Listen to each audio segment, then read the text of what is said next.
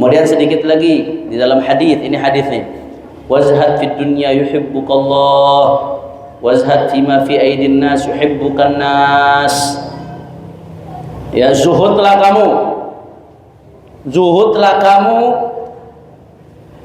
terhadap dunia. Zuhudlah kamu terhadap dunia, maka yuhibbukallah, Allah akan mencintaimu.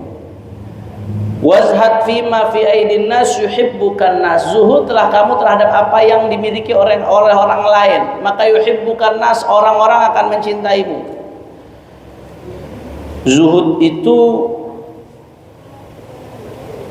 begini Bapak Ibu sekalian, zuhud itu bukan berarti kita harus tampil miskin. Zuhud itu bukan berarti kita lusuh.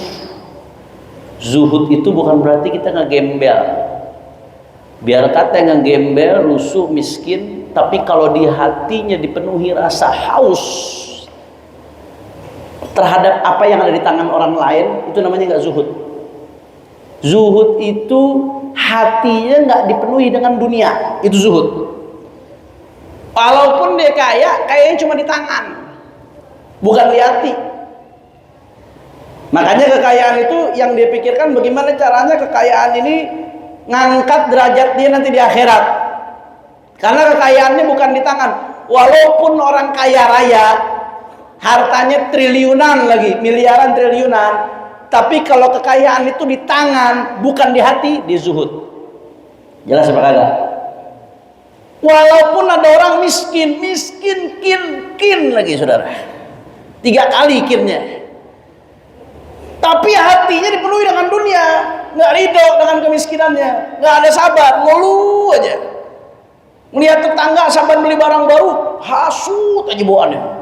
Oh, beli lagi kan tuh, jangan-jangan hasil main judi itu sudah. Mungkin hasut aja. Mutatalli ala ma fi aidin nas. Bawaannya tuh udah aus aja sama apa yang dipunyain orang lain tuh udah nggak seneng aja saudara. Walaupun dia miskin, kinnya 1000 kali kin lagi saudara. Itu namanya nggak zuhud. Jelas atau tidak? Zuhud itu tolak ukurnya bagaimana hati kita nggak dipenuhi dengan dunia. Itu zuhud. Makanya orang kaya yang bersyukur ini zuhud berarti. Orang miskin yang sabar dia zuhud. Kalau ada pertanyaan, dulu saya ingat waktu ngaji di Tarim, ketika ngaji Ihya pas rohanya Habib Umar bin Hafid hafizahullah taala wa ketika bahas tentang ini, mana yang lebih afdal antara orang kaya sama orang miskin, mana yang lebih afdal? Ente mau pilih mana, mau jadi kaya atau miskin? Ayo, nih sore nih di masjid nih, doa dijabah. Mudah-mudahan semuanya kaya, berkah, sehatul afiat, kaya, senang dunia akhirat. Jangan sosokan minta miskin dah, kagak mampu gitu, berat. Nah ini ada pertanyaan, mana yang lebih afdol, muslim kaya atau miskin? Dari segi derajatnya dia, makomnya. Kesimpulan dari pembahasan di Ihya itu, kalau orang kayanya kalau sama-sama yang kayanya nggak bersyukur, yang miskinnya nggak sabar, ini sama-sama jelek nih dua-duanya. Yang kaya nggak bersyukur, yang miskin nggak sabar. Dia udah kaya tapi masih aus saja saudara, nggak ada syukurnya sama Allah Taala, masih ngerampas harta orang aja dan lain sebagainya.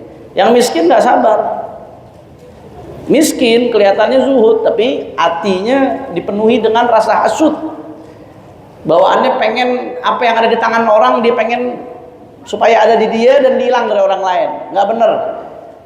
Kalau ngelihat harta orang lain tuh kayak, mohon maaf ya, kayak anjing ngelihat tulang atau ngelihat daging, lidahnya udah na'udzubillah min dzalik, Allah selamatkan dari sifat seperti itu. Nah, kalau seperti ini keadaannya, yang kayanya nggak bersyukur, yang miskinnya nggak sabar, maka dalam kondisi seperti itu yang miskin nggak sabar lebih afdol daripada yang kaya nggak bersyukur, karena yang miskin nggak sabar cobaannya lebih banyak. Nah kalau kondisinya yang kayanya syukur, yang miskinnya nggak sabar, Ghaniyun syakir.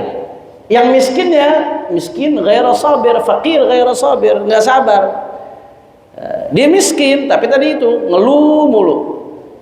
Dia matanya hijau aja kalau lihat harta orang lain, saudara. Ada yang model begitu? Ada. Yang ini kaya bersyukur. Maka di sini yang kaya lebih afdol dari yang miskin. Mudah-mudahan kita jadi orang kaya yang model begini, insya Allah. Nah, tapi sebaliknya, atau enggak sebaliknya, kalau dua-duanya sifatnya bagus, yang kayanya bersyukur, yang miskinnya sabar. Maka di sini jelas, yang miskin sabar lebih afdol daripada kaya bersyukur. Jelas atau tidak? Karena cobaannya dia lebih berat. Jadi itu kesimpulannya, bukan soal dikaya atau miskinnya, tapi bagaimana dia menghadapi kekayaan itu. Bagaimana dia menghadapi kondisi kekurangan. Itu di situ tuh yang jadi poin. Bukan soal kayanya dia atau miskinnya dia, tapi sikap dia di dalam kondisi kaya, kondisi miskin, itu yang jadi tolak ukur. Kaya, syukur, alhamdulillah. Miskin, sabar, alhamdulillah. Dan yang terpenting dari itu tadi, zuhud. Kita kalau udah zuhud, nggak ada dunia di hati kita, walaupun kaya. Kita lihat bagaimana Abu Yazid Muhammad bin Abdul Maliki, Allah. Saya sering ceritakan di mana-mana. Itu Abuya kayaknya luar biasa, tapi nggak ada di hati. Itu duit nggak ada di hatinya. Dibagi-bagi setiap bulan tuh, bagi-bagi buat janda, bagi-bagi buat thalabatul ilm. Mampu gitu kayak beliau. Kaya tapi nggak ada kekayaan di hati. Dan saya banyak lihat orang yang seperti itu, kaya tapi dunia nggak di hatinya. Itu nikmat luar biasa. La ilaha illallah. Wazhad fid dunya yuhibbukallah. Kenapa kok Allah Ta'ala cinta sama orang yang zuhud, yang di hatinya nggak di dunia? Ya, karena Allah Subhanahu wa Ta'ala itu cinta sama orang yang taat.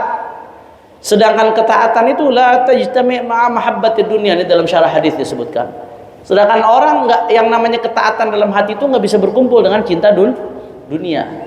Nah, sehingga kalau di hati kita nggak ada rasa cinta kepada dunia, berarti kita taat. Kalau kita taat kepada Allah, berarti dicintai oleh Allah. Yuhibbukallah. Wazhad fima indan nas, dan zuhudlah kamu, jangan tamak, jangan rakus kepada apa yang orang punya. Maka kalau kamu seperti itu, orang akan senang sama kamu. Tapi kalau kamu melihat apa yang orang punya, bawaannya udah apa ya? Kalau bahasa Betawi apa namanya? Orang minta mulu, apa nggak boleh ngeliat dikit, minta celamitan. Celamitan. Ente jujur ngelihat orang, ngelihat temen celamitan, gedek apa kagak? Gedek. Celamitan. Baru beli pentol dikit, saudara. Baru mau makan diminta lagi. Beli somai diminta lagi. Beli bakso diminta lagi. Apa aja diminta, tinggal bini aja nggak diminta sama dia, saudara. Celamitan itu nggak zuhud terhadap apa yang orang punya. Nah, orang kalau bisa menghindari sifat celamitan, berarti zuhud terhadap milik orang lain. Dia disenangin sama orang. Kita kalau lihat orang nggak celamitan, senang apa nggak? Senang. Kenapa? Kata di sini disebutkan dalam syarahnya, karena manusia itu tabiatnya manusia cinta dunia. Nah, kalau ada orang yang berusaha buat ngambil dunianya dia, pasti hatinya nggak senang. Makanya manusia itu akan senang kepada orang yang nggak ngutak-ngatik dunianya dia. Itu sebabnya izhad fima fi aidin nas yuhibbukan nas. Kamu zuhud, jangan celamitan sama apa yang orang punya, engkau akan dicintai oleh orang lain. Mudah-mudahan kita diberikan sifat-sifat mulia ini, insya Allah, dan mudah-mudahan Allah jadikan dunia di tangan kita. Amin. Ini yang nggak amin nggak mau kaya nih berarti nih. Mudah-mudahan Allah jadiin dunia di tangan kita. Tapi Allah bersihkan hati kita dari dunia. Mudah-mudahan Allah berikan kita dunia yang bisa membantu kita untuk makmur di akhirat, yang bisa bikin kita bantu orang lain, yang bisa bikin kita bantu dakwah, yang bisa bikin kita bantu syiar, yang bisa menghindari kita dari minta-minta, yang bisa membuat kita daripada qanaah, yang bisa membuat kita menjalankan kewajiban untuk Allah. Ala hadhihi niyyah al-Fatihah. Bismillahirrahmanirrahim. Alhamdulillahirabbil alamin.